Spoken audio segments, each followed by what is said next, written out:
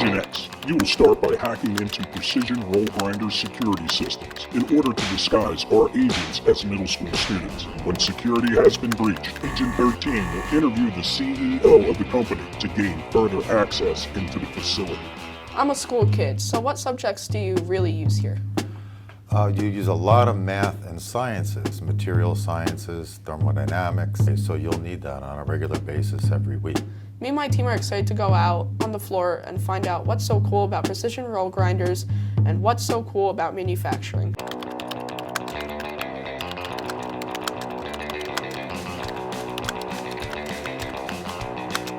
Now what can you tell me about this roll? So this roll is used in the potato chip business. Really? Potato chips? How?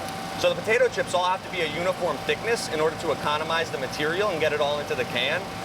And if the material is used efficiently, then the company's profit goes up exponentially. Well, I'm just excited that the material goes into my mouth. I think most people are.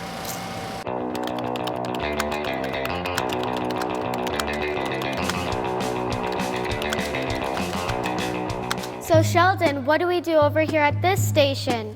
This is where we test the rolls for heat and stress cracks. Stress cracks? How do we do that?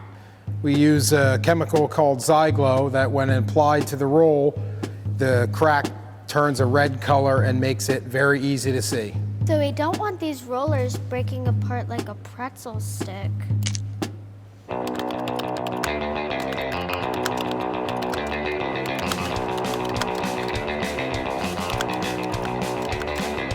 How accurately can you grind here at Precision Roll Grinders? Well, believe it or not, we can actually go to 20 millionths of an inch. Man, that computer must be really accurate. It actually has to be done manually. Computers can't hold tolerances as well as humans can. I can't even imagine 20 millionths of an inch. Can you relate that to anything? A human hair. No way! Ouch! Like this? Exactly.